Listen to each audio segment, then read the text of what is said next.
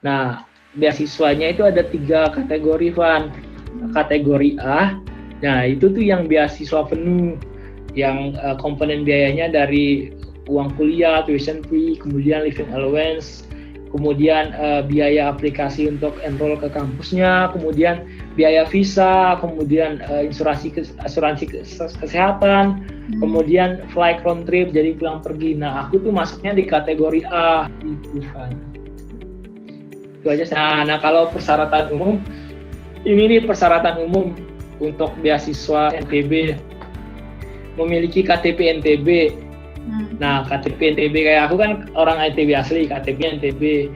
Kemudian atau berdomisili paling kurang 2 tahun di NTB. Nah, kemudian misalnya Fani kerja di NTB 2 tahun, nah bisa pakai beasiswa, tapi kan kamu udah S3 kan. Kemudian diaspora NTB yang diundang usaha penyataan keluarga atau penduduk untuk beasiswa kategori B gitu.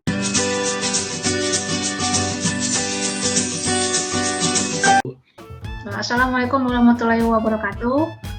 Ketemu lagi sama aku Tiffany Hayu di channelku. Jadi sekarang aku mau sharing-sharing dengan penerima beasiswa S2 yang namanya Daus. Ya. Nah, Daus ini dari penerima beasiswa NTB ya kan? Ya, beasiswa NTB. Terus juga pernah ikut magang kan di 2 negara yang berbeda ya kan? Dengan beasiswa Erasmus kan ya? Benar-benar. Nah, Daus ini mau bagi-bagi tentang gimana pengalamannya gitu, terus juga tips-triknya gimana supaya bisa seperti dia gitu lah. Ya mungkin pertama kenalin diri dulu deh, asalnya. Oke, halo semua, halo subscribernya Fani. Kenalin nama aku Triaman Firdaus dari Nusa Tenggara Barat. Saat ini sedang mengambil program master energy management di salah satu kampus swasta di Polandia, Vistula University, melalui beasiswa dari pemerintah Provinsi Nusa Tenggara Barat, yaitu namanya NTB Scholarship, seperti itu. Seperti yang dikatakan sama Pani juga, benar, saya pernah ngambil exchange melalui beasiswa Erasmus dan internship melalui Erasmus plus trainers.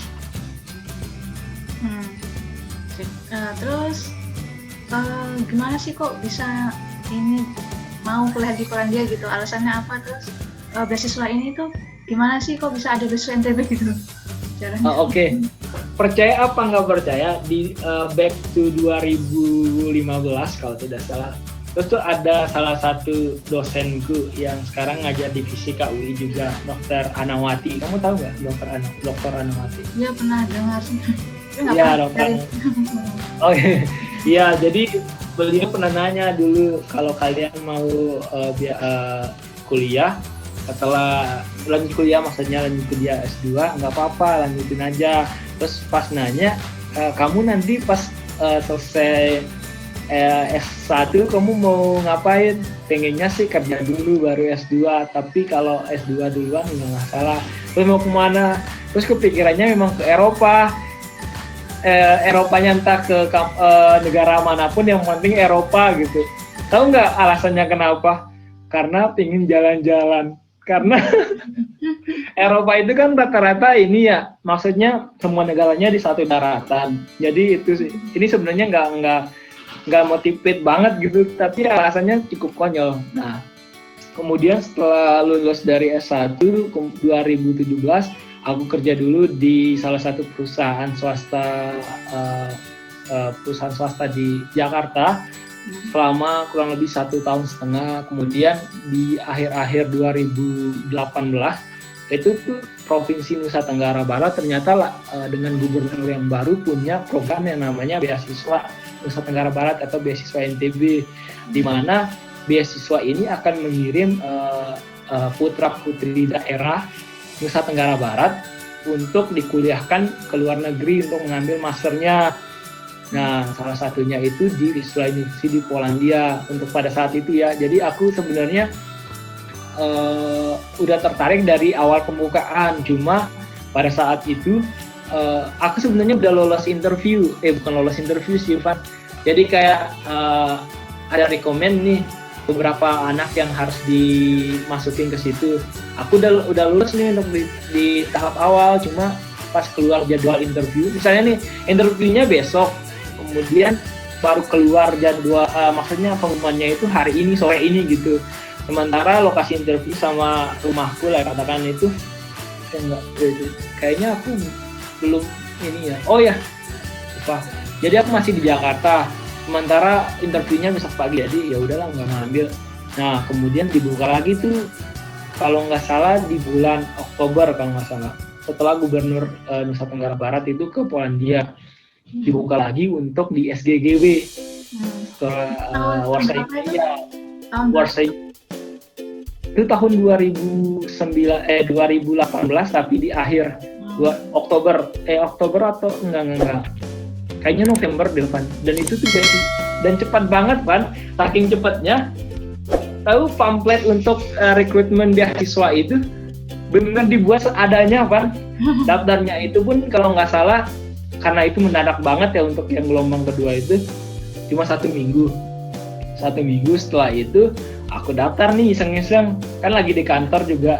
Maksudnya ya udahlah, nothing tulus saja gitu kan, submit secara online. Terus aku kan nggak kepikiran kan bahwa ternyata udah daftar kan. Setelah beberapa hari kalau nggak salah, tiba-tiba dokumenku tuh lulus seleksi administrasi dan aku tuh harus interview ke Mataram, Lombok. Sementara posisi aku tuh saat itu lagi di Jakarta. Setelah itu ya udah, pengumumannya Kamis, terus interviewnya Minggu, terus ke Mataram dong, ke Lombok. Nah di situ interviewnya nggak banyak orang di situ untuk program yang dikirim ke SGGW ini. Cuma sekitar 20-an orang ya di satu ruangan itu. Setelah diinterview dan saking cepatnya itu, pengumuman cepat banget. 4 hari kali setelah interview itu udah dapat, 4 hari atau 1 minggu langsung pengumuman. Jadi pada saat itu yang dibuka itu 5 teknik sipil, 5 orang untuk teknik sipil, 5 orang untuk teknik lingkungan. Nah saat itu tuh aku masuknya di teknik lingkungan. Ya gitu, jadi akhirnya berangkat untuk ke Polandia. Cuma pada proses admission ke kampusnya, aku karena backgroundku dari teknik metalurgi dan dilihat transkripku itu benar convergence-nya tuh sangat beda jauh gitu. Yang ibarat kata dari benar-benar engineering terus ke natural science kan, lebih ke natural science kalau untuk yang teknik lingkungannya. Akhirnya aplikasi ke kampus negatif, nggak diterima. Dan itu ada 3 orang, yang berhasil itu cuma 2 orang. Nah 3 orang ini akhirnya dikasih semacam alternatif, bisa milih kampus lain. Nah jadi 3 kami ini, 2-nya akhirnya milih kampus lain, yaitu salah satunya Vistula ngambil energy management, kemudian yang satunya ngambil international relation yang di Collegium gitu Pak. Angkat deh ke Polandia. Kenapa ke Polandia? Ke Polandia maksudnya Eropa gitu kan. Kayaknya kuliah di Eropa maupun di negara manapun pasti bagus gitu. Seperti itu kan. Nah, terus dulu waktu melamar beasiswa NTB itu ada syaratnya nggak? Misalnya harus punya nilai bahasa yang kesekian. Oh iya benar. Ada kok, ada. Jadi kalau aku tidak salah yang harus diupload di dokumen itu ijazah, kemudian transkrip nilai, kemudian kalau sudah punya paspor di-upload di situ paspornya. Kalau nggak salah harus sih punya paspor di situ. Pas aku ya harus sudah punya paspor dulu, kemudian nilai bahasa Inggris. Nah misalnya pada saat itu aku pakai TOEFL Pan. Jadi kebetulan banget TOEFL itu masih aktif gitu loh. Aku tesnya tuh 2018 awal, kemudian masih aktif kan itu selama 2 tahun. Pas banget nilainya tuh B2. Pas banget, jadi ya udah pakai nilai itu TOEFL ITP biasa. Kemudian dokumen-dokumen penunjang lainnya sih di sini nggak butuh surat rekomendasi sih Van, jadi kayak yang biasa-biasa aja kayak bahasa Inggris, kemudian ijazah, transkrip, paspor, udah itu aja sih. Terkadang sulit untuk mengekspresikan diri kita sendiri. Streva.id hadir untukmu untuk berada di zona nyamanmu. Subsidi ongkir dan promo lainnya hanya di @streva.id, www.streva.biz.id. Tahu aku yang tahu yang aku ingat ya pada saat itu udah nanti diproses terus administrasi atau enggak gitu. Cuma jurusan yang bisa support untuk beasiswa NTB ini nggak banyak ya? Kita nggak cuma. Kalau sekarang udah banyak Van, karena kerjasama. Kalau sekarang ya, kalau di awal aku tuh baru Vistula sama Golekium, kemudian masuk ke SKGW juga kerjasamanya. Setelah itu sekarang di Torun. Nah, kalau untuk saat ini, tahun ini udah lebih banyak lagi. Ada yang ke Rusia, terus ke Republik Ceko yang di Charles University. Kemudian kalau di Polandianya tambah di Torun di Torun University kalau nggak salah. Kalau nggak salah ini ya. Pokoknya di kota Torun, aku lupa nama apa sih namanya? Apa ya? Oh, Nicholas Copernicus University ya. University ya, sorry. Nah, itu nambah itu, kemudian Collegium tetap sih. Nambah di Rusia, nambah di Cina juga. Nah, kalau di Cina itu untuk bachelornya di jurusan apapun kalau aku tidak salah. Kemudian di Malaysia juga Van. Di sana di NTB di Malaysia banyak banget, ratusan kali Van. Nah, aku cuma penasaran kok ini sebenarnya yang awalnya bikin ide ini tuh siapa sih, Pak? Ini ya gubernur kan, Pak Gubernur? Iya, gubernur. Jadi Gubernur Nusa Tenggara Barat yang saat ini adalah Dr. Zulkifli Mansyah. Beliau itu orangnya yang sangat visioner gitu loh, Pan. Benar-benar kayak ngedevelop sumber daya manusia yang ada di Nusa Tenggara Barat. Dulunya ini beliau ini rektornya Universitas Teknologi Sumbawa yang dulu aku S1. Nah, beliau sekarang tahun 2000, correct me, kalau nggak salah 2018 itu diangkat menjadi Gubernur Nusa Tenggara Barat melalui pemilu ya. Kemudian beliau mencanangkan program, kalau tidak salah 5.000 diaspora Nusa Tenggara Barat itu berangkat dari pengalaman beliau yang dulunya kuliah di, kalau tidak salah di Inggris sama di Amerika. Beliau benar-benar kayak mendapatkan pengalaman hidup yang berbeda gitu. Ketika kamu kuliah di luar negeri, tentu environment yang akan kamu hadapi itu berbeda dengan di Indonesia. Orang-orangnya, kemudian kebiasaannya, kemudian cara berpikir, kemudian bagaimana menemukan solusi dari permasalahan-permasalahan seperti itu kan. Jadi kan orang Barat kan biasanya pemikirannya agak-agak beda kan. Nah, yang paling di state di sini adalah bagaimana agar agar pemuda-pemuda NTB ini punya pandangan yang berbeda gitu ketika mereka sudah kuliah di luar negeri. Otomatis mentalnya, secara keilmuan, secara habit udah pasti agak beda kan. Nah, itu yang ingin di state di sini. Makanya banyak sekali pemuda-pemuda NTB yang akan dikirimkan melalui beasiswa ini, Van. Nah, salah satunya aku yang pada saat itu masuk ke batch kedua. Nah, itu setiap tahun bukanya berapa kali ya? Berapa batch? Nah, pada saat aku itu tahun 2018 itu dibuka 2 kali. Biasanya kalau yang sekarang ini dibukanya sekali satu tahun sekali maksudnya. Nah, terus di beasiswa ini apa ada ini nggak kelas bahasanya gitu, bahasa Polandianya, atau langsung kuliah gitu? Enggak, kalau untuk bahasa perkuliahannya ini lebih diutamakan untuk yang kayak bahasa pengantar bahasa Inggris. Cuma kalau memang nanti di negara tersebut menyediakan kelas bahasa, itu tuh ditanggung sama kampus yang ini yang tujuannya. Misalnya teman-teman yang dari Rusia nanti S2 yang di Rusia ada beberapa orang, cuma saya tidak tahu kapan akan berangkat. Ini untuk yang angkatan pertama di Rusia itu kan di Rusia kan bahasa pengantarnya Rusia, jadi mereka akan mengambil kelas bahasa selama 1 tahun. Begitu pula teman-teman yang awardee yang di Cina, mereka kelas bahasa dulu setahun. Nah terus gimana? Cuma untuk yang di beasiswa NTB ini, program di Provinsi Nusa Tenggara Barat selain beasiswa NTB ini ada juga yang namanya Rumah Bahasa. Rumah Bahasa ini affiliate satu sama lain sama beasiswa NTB ini. Jadi semacam kelas persiapan gitu loh, Van. Tapi kalau kamu udah lolos di Rumah Bahasa, tapi belum tentu sih kamu bisa lolos ke beasiswa NTB seperti itu.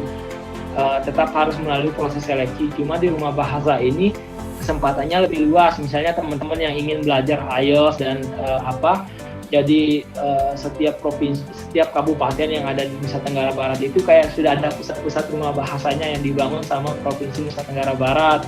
Jadi di situ misalnya intensive course untuk IELTS-nya sekitar misalnya 3 bulanan atau lebih atau kurang dari itu, aku kurang paham juga maksudnya dalam jangka waktunya.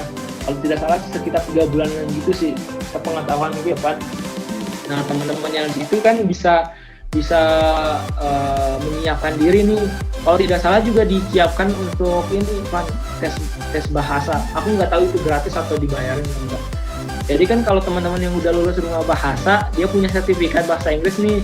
Nah, jadi melalui sertifikat itu dia bisa apply untuk beasiswa NTB atau beasiswa lain di luar beasiswa NTB. Gitu kan. Ya, jadi Rumah Bahasa itu khusus untuk bahasa Inggris kan ya berarti? Persiapan bahasa. Iya, benar-benar untuk bahasa Inggris.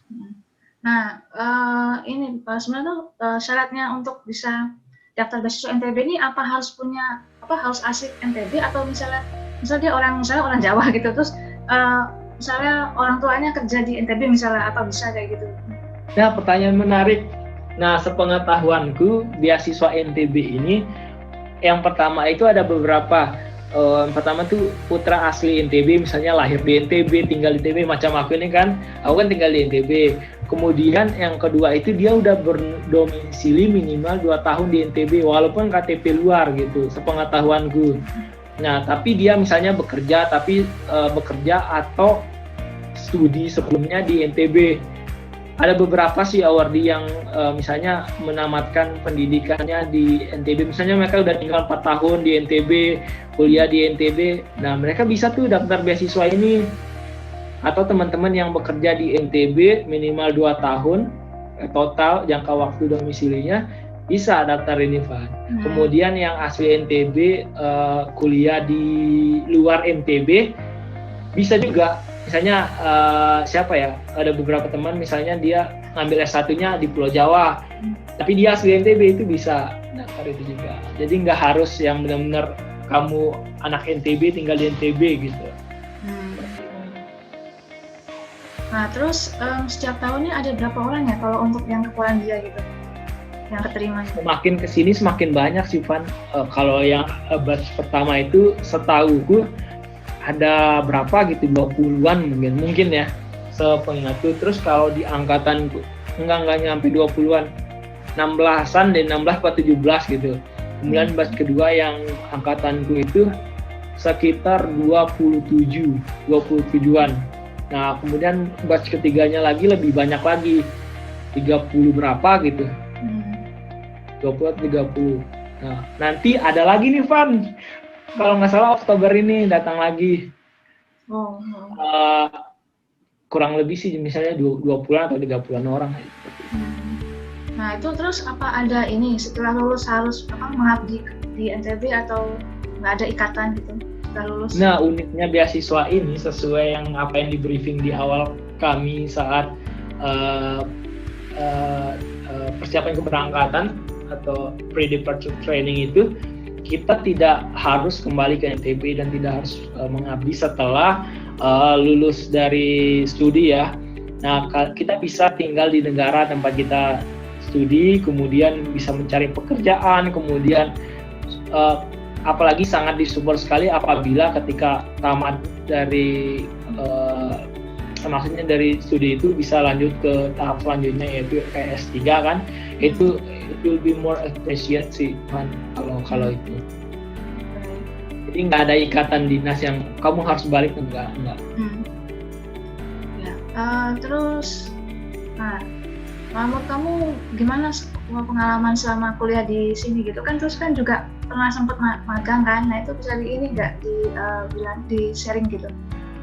Iya bener Van, jadi kalau pengalaman kuliah di NTIP, jujur sejujurnya minggu pertama aku kuliah, mungkin aku nggak mau bilang aku kayak stressful atau enggak, tapi bener-bener bingung Van. Dari yang biasanya kan aku kuliah pakai bahasa Indonesia, kemudian pakai bahasa Inggris, bahasa pengantarnya, dan teman-teman di kelasku itu, karena aku kan masuk pertama di kelas besar sekitar 50 atau 60 orang, aku nggak paham Ban, profesor itu ngomong apa juga. Ya Allah, seminggu atau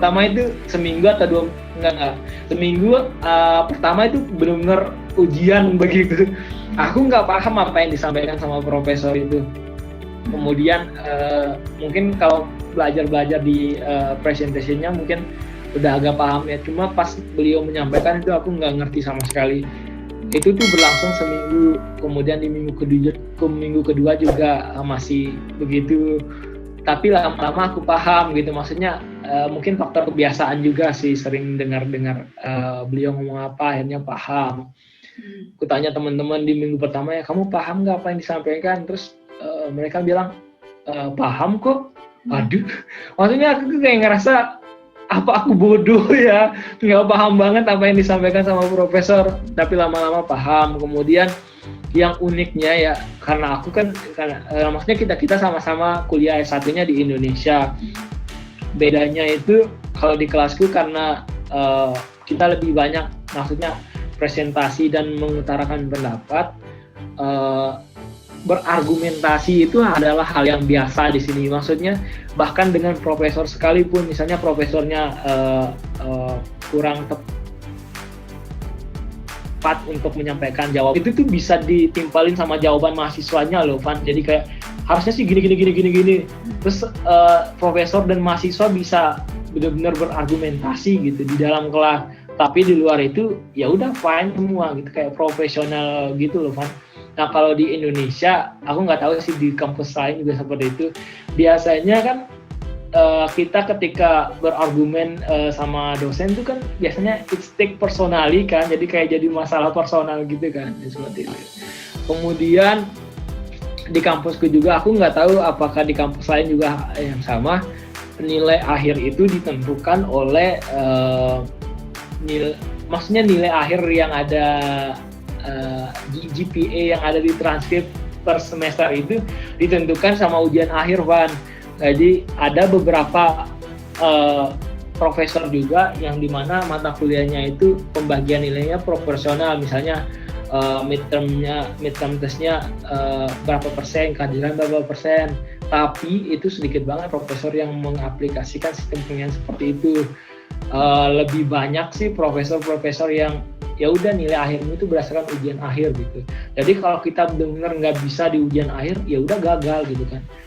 Kemudian juga sistem penilaian sih, kalau di Indonesia kan range penilaiannya dari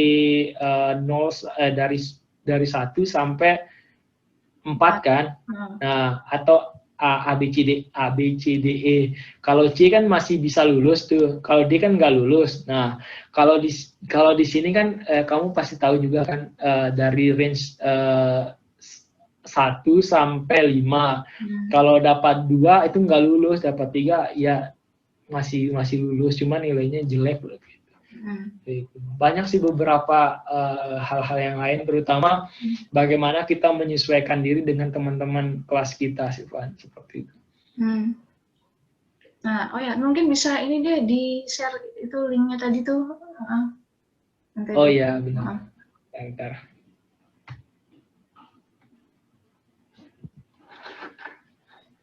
Nah, tadi ini ya, jadi bukanya di lppntb.com ya. Iya benar, ini lpp.ntb.com. Nah di sini Van, boleh aku jelasin nggak Van? Oh iya. Nah, ini tuh situs lembaga pengembangan pendidikan Nusa Tenggara Barat.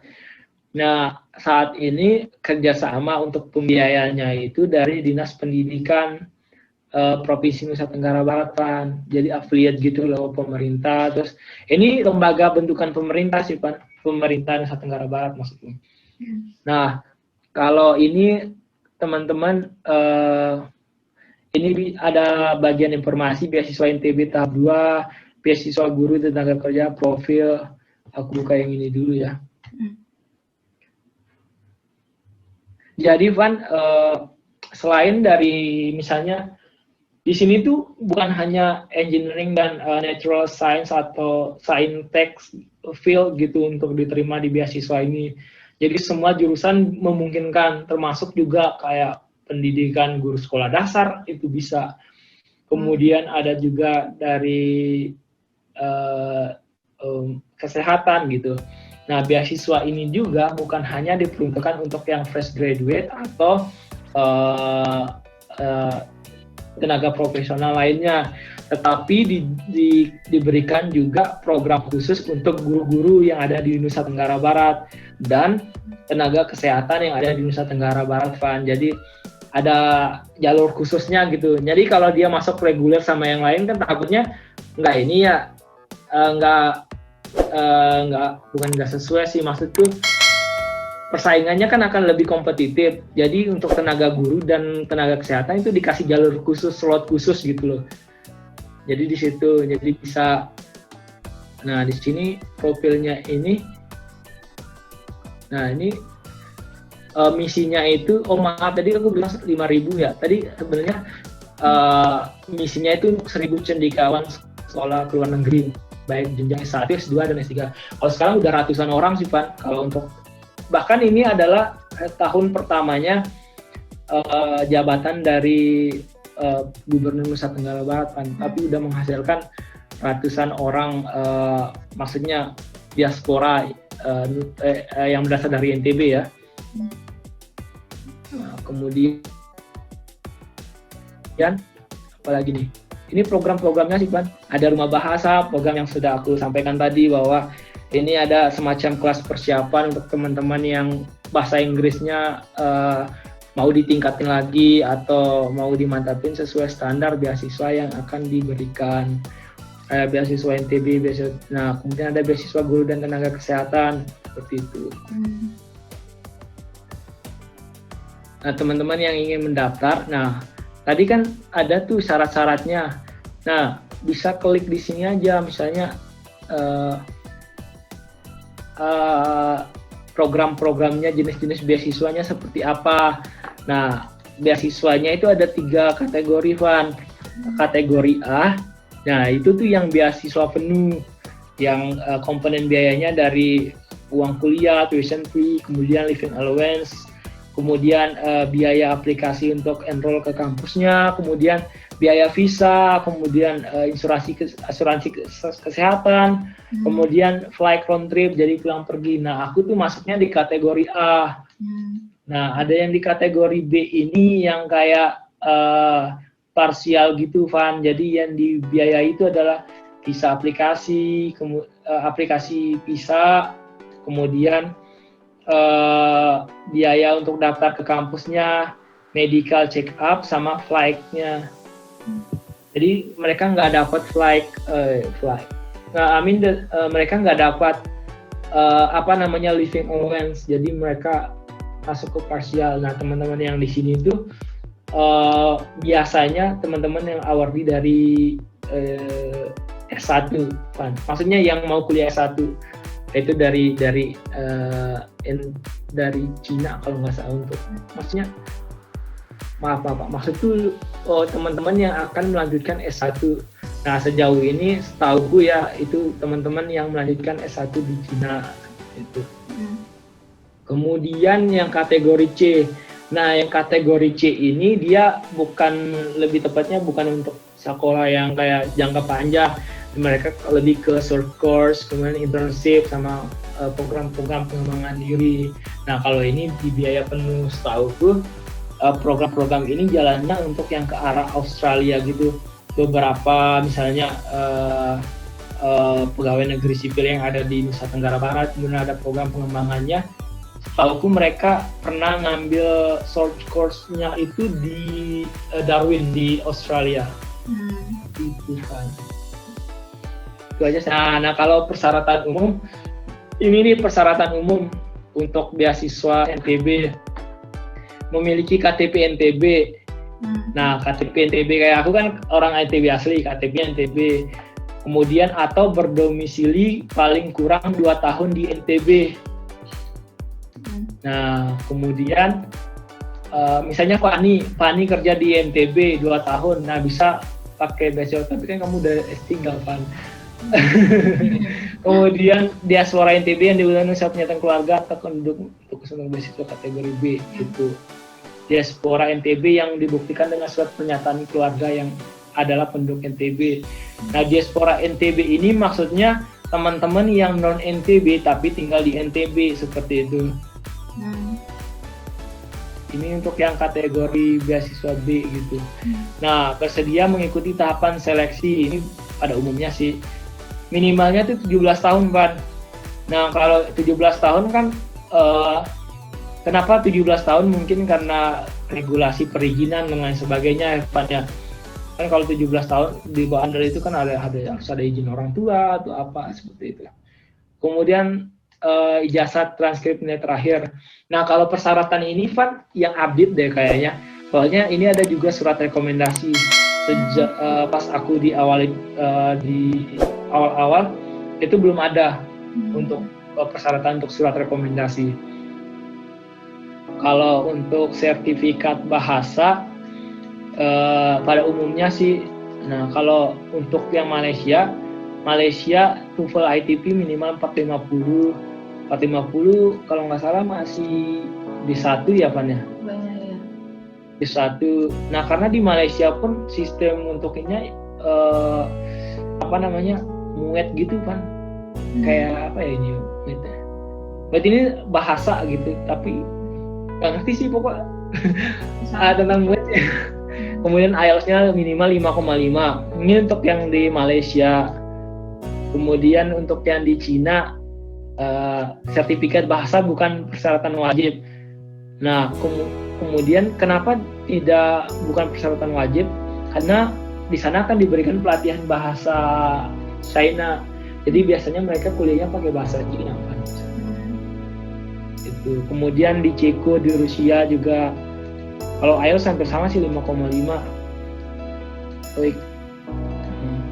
Nah, ini tuh sertifikat bahasa minimal ya untuk pendaftaran beasiswa. Misalnya, let's say kalau di kampusnya minta IELTS-nya minimal 6,5 itu benar-benar harus dipenuhi. Ini tuh kayak untuk daftar beasiswanya aja sih gitu. Nah, karena di sini the state bahasa tuh menyesuaikan dengan persyaratan kampus gitu.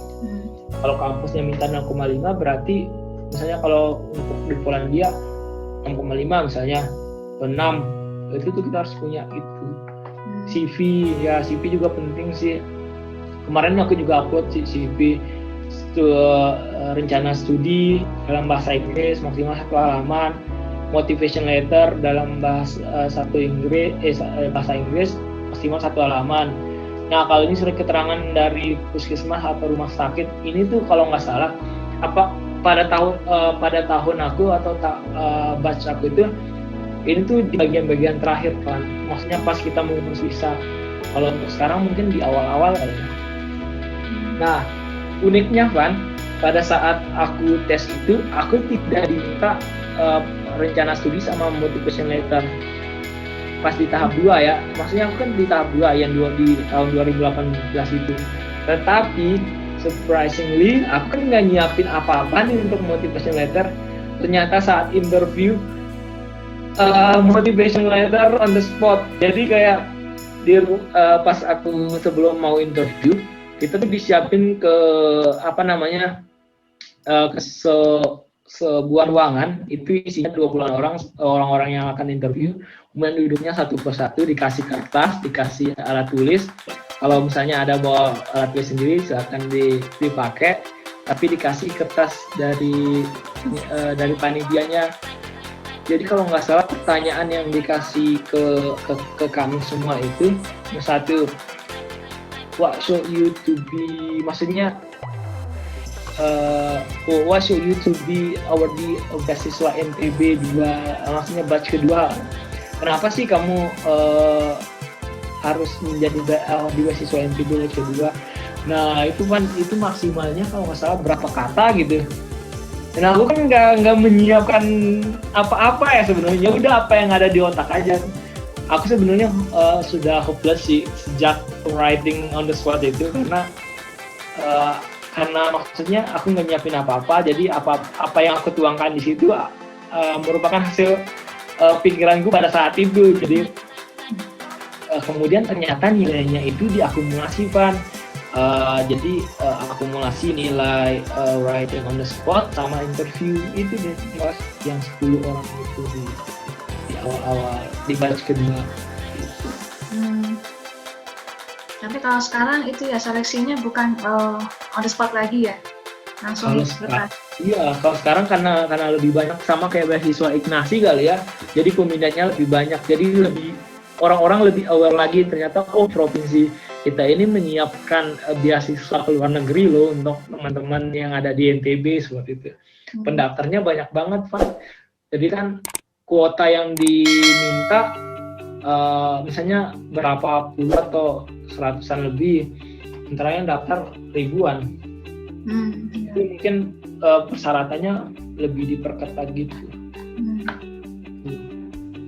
Kalau itu program-programnya sih ini rumah bahasa, kemudian ini beasiswa tahap 2, kemudian untuk tenaga guru dan kesehatan sama yang aku kasih tahu tadi persyaratannya. Nah kalau yang guru dan tenaga kesehatan itu skor bahasa yang diminta itu kayak TOEFL prediction is enough gitu.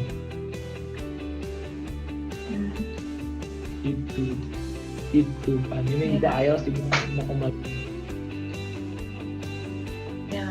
Mungkin ini deh bisa di-share pengalamannya gimana magangnya gitu, ngelamar di mana gitu.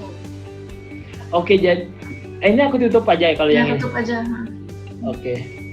Jadi selama kuliah di Polandia hal yang sangat menarik banget buat aku pribadi ya, Van. Karena lingkungan baru, kemudian kampus-kampusnya juga cukup mendukung ya tentang kegiatan akademiknya. Kemudian aku di tahun kedua di semester 3 aku daftar ini Erasmus Plus yang Fani juga pernah ikut di daftar di kampusnya. Jadi beasiswa Erasmus Plus itu adalah beasiswa yang disiapkan dari Uni Eropa gitu untuk beberapa program, contohnya pertukaran pelajar atau exchange, mobility study, itu hampir sama kayak exchange, kemudian traineeship atau internship. Nah aku tuh dapat dua-duanya. Aku daftar untuk program Erasmus Plus International Mobility Study itu kita daftarnya 1 semester sebelum semester dimulai. Misalnya aku kan ngambil di semester 3 exchange-nya, berarti aku udah daftar di semester kedua. Nah itu tuh kalau di kampusku mungkin requirement-nya beda-beda ya kampus lain. Di kampusku itu adalah seleksinya berdasarkan yang pertama itu IPK. Apakah kamu di semester sebelumnya udah lolos semua mata kuliah, itu seleksi IPK. Yang kedua seleksi bahasa Inggris, karena semua udah pasti punya kemampuan bahasa Inggris yang minimal B2 ya semua. Terus itu tuh di rankingin berdasarkan IPK. Nah setelah itu ada kuotanya tuh berapa maksimal yang akan diterima. Udah gitu deh, akhirnya lolos alhamdulillah. Akhirnya aku ngambil semester 3-nya itu di Portugal, namanya Instituto Politécnico de Bragança Portugal atau Politeknik Institut Portugal yang ada di bagian utaranya Portugal, itu lebih ke antara Portugal dan Spanyol sih, perbatasan gitu, daerah perbatasan. Nah selain itu juga aku juga daftar beasiswa, bukan beasiswa sih, funding untuk Erasmus internship. Nah, aku juga daftarnya di semester sebelumnya. Beasiswa Erasmus Internship ini biasanya diadakan saat musim panas, let's say akhir semester ganjil, akhir semester genap, which is itu karena ada Mei, Juni, Juli, Agustus, September, Oktober di dalam periode itu. Nah sekarang pun aku lagi ambil internship itu di kota Kaunas, Lituania gitu kan. Nah terus kenapa kok milihnya di negara-negara itu gitu, Portugal sama Lituania gitu? Ya pertama kenapa milih negara itu? Yang pertama perhitungan secara finansial dan secara ini Van. Kan kalau kita gini pertama, kampus yang kita tuju itu adalah harus kampus-kampus yang sudah memiliki kerjasama dengan kampus induk kita. Jadi aku kan kuliahnya di Polandia, di Vistula. Nah Vistula ini ada tuh sebelum daftar masukin formulir nama-nama negara, kemudian kampus-kampus yang bekerjasama dengan Vistula di negara tersebut. Nah, kita di formulir itu diminta maksimal tiga kampus yang menjadi prioritas kita untuk dinominasikan gitu. Kalau aku itu milih yang pertama itu di Portugal, kemudian yang kedua itu di Jerman, yang kedua di Jerman, yang ketiga itu di Yunani, di Thessaloniki. Kalau di Jerman itu aku lupa nama kotanya, kalau nggak salah di Leipzig, kalau nggak salah Leipzig, iya nggak ya, iya kayaknya. Terus kita kemudian dinominasikan berdasarkan urutan prioritas. Jadi kalau aku ya yang daftar itu koordinatorku gitu loh. Koordinatorku email ke kampus sana, ini ada kami merekomendasikan untuk salah satu student kami untuk mengambil mobility study di kampus kamu gitu. Jadi koordinator sama koordinator gitu. Akhirnya aku diterima deh gitu selama beberapa hari. Udah masukin persyaratan juga kan. Nah, kenapa di Portugal? Pertama biaya hidupnya itu lebih murah kan. Karena maksudnya di Portugal bagian utara ya, itu lebih murah, jadi kayak hampir sama kayak Polandia, bahkan lebih murah bahkan. Contohnya biaya tempat tinggal, kita kan dapat beasiswa untuk mobility study dari Erasmus ini cukup lah ya, katakan cukup. Jadi bagaimana kita bisa mencukupi itu? Sekitar per bulannya untuk wilayah sana tuh 500 euro gitu. Kalau ngambil wilayah-wilayah yang negara-negara yang ada juga Finlandia, pilihannya negara-negara Skandinavia, Norwegia juga ada, cuma balik lagi akomodasi di sana tuh lebih mahal, maksudnya bisa sampai 400 atau 500 euro per bulan gitu. Jadi beasiswa hanya untuk biaya akomodasi gitu loh. Jadi kemudian juga di Portugal itu, kenapa Portugal, kampus yang di sana juga kampus negeri dan kampusnya juga kampus politeknik berapa besar gitu se-Portugal gitu. Jadi dia itu 5 tahun berturut-turut sebagai kampus politeknik terbaik gitu. Itulah alasannya ke sana. Bandingin juga kemudian untuk akomodasi di sana tuh benar-benar lebih murah kan.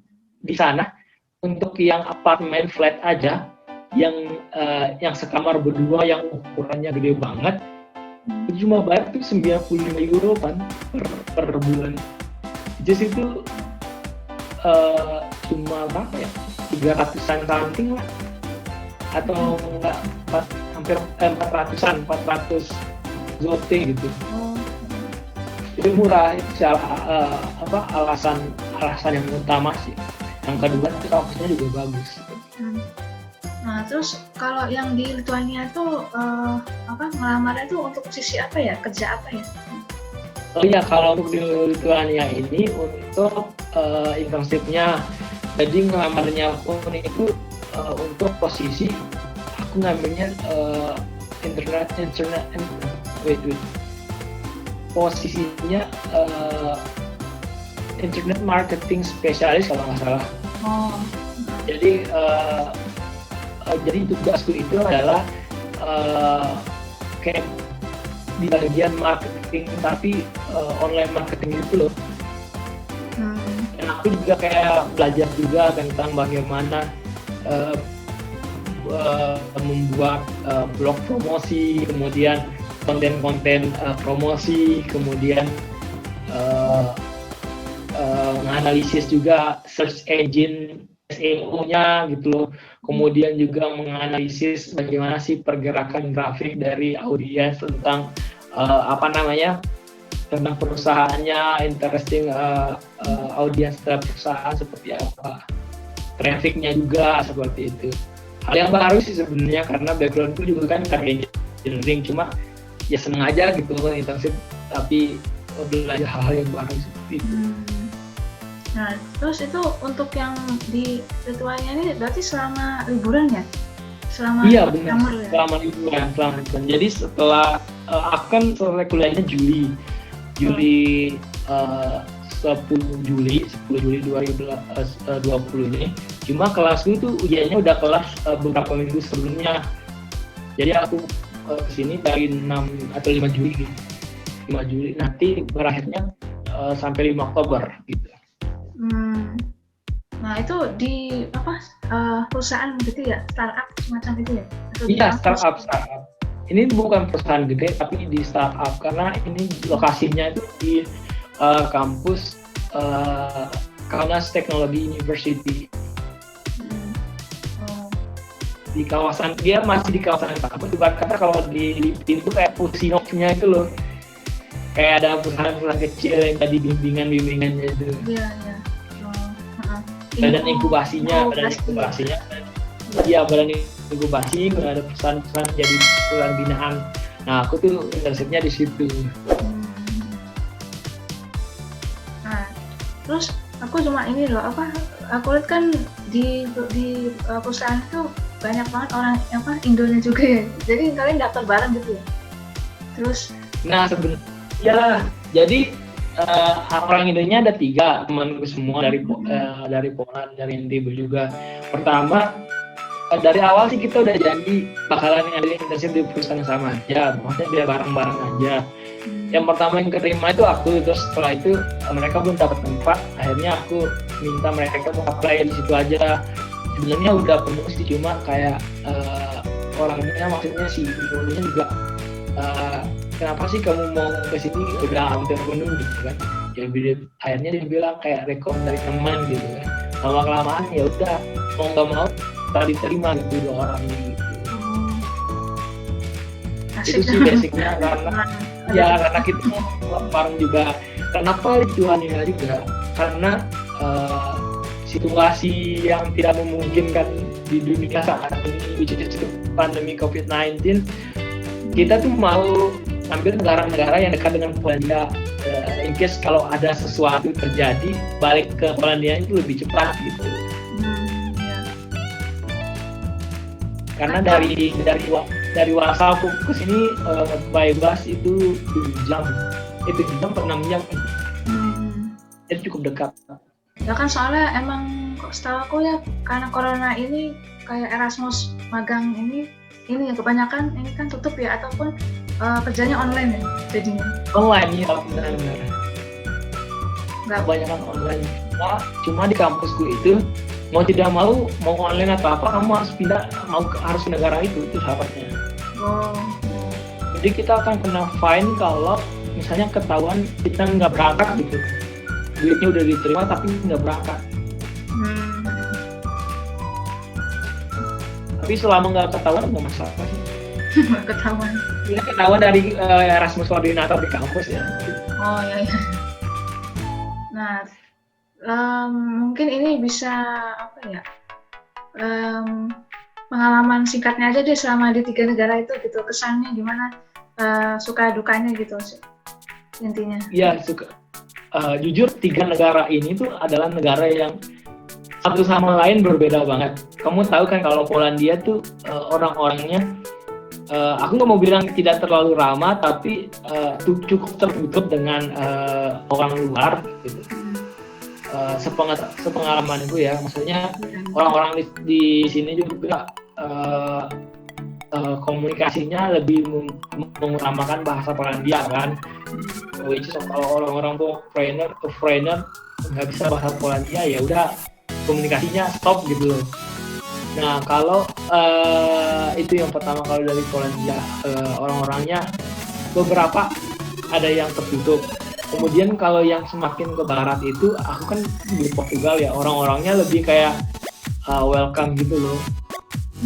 Orangnya lebih chill, lebih santai, lebih welcome banget lah. Lebih, walaupun misalnya aku nggak tahu nih bahasa Portugal pertamanya nggak bisa bahasa Portugal. Terus tapi masih mereka tuh masih bisa berusaha untuk ini loh, untuk membuat kita paham gitu.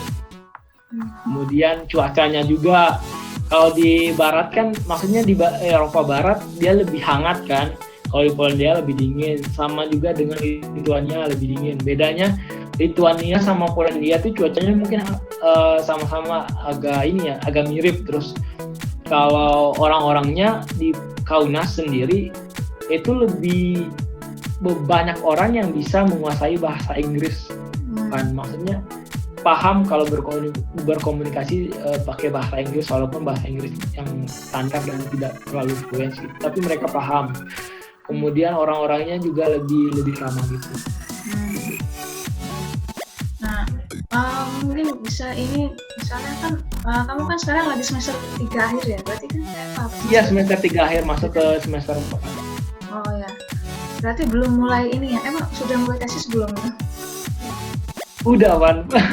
Aku udah ngajuin tesis dari semester 3, tapi sekarang masih on progress sih. Kayak baru 3 gitu. Ya, rencananya gimana setelah lulus? Nah, rencananya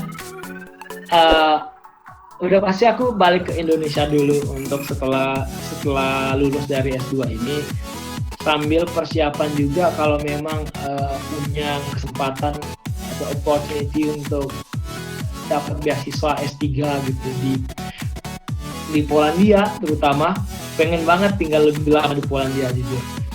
Kalaupun ada beasiswa di Polandia nanti, sama kayak Fanny juga kan bisa lebih stay longer kan di Polandia gitu.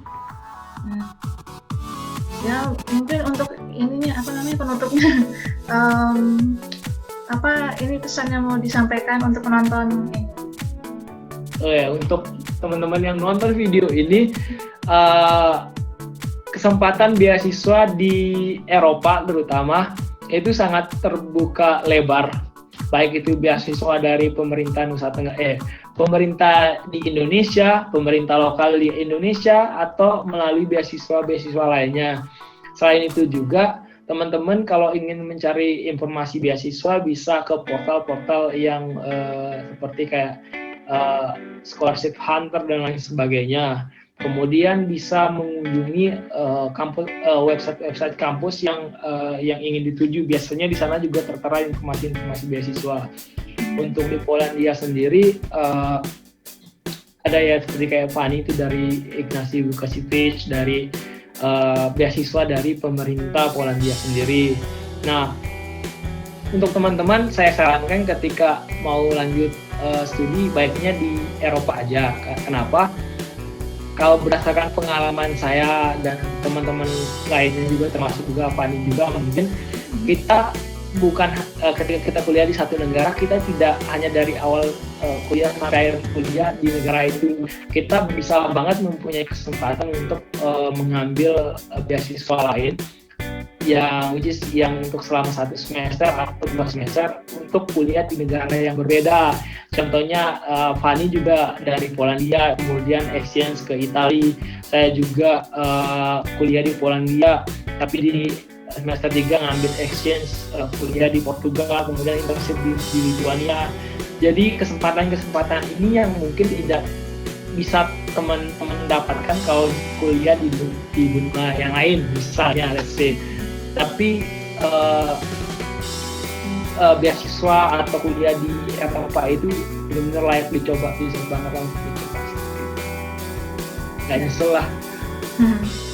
Ya sip. Terima kasih banyak Daus atas waktunya. Dan terima kasih juga Van. Sekian. Terima kasih sudah menonton. Mungkin nanti aku share linknya Daus di di deskripsi ya. Link YouTube-nya. Terima kasih. Nah, jangan lupa like, share, subscribe ya channel kita berdua gitu. Ya, like, comment, dan subscribe di YouTube-nya Fani yang Tiffany Halim.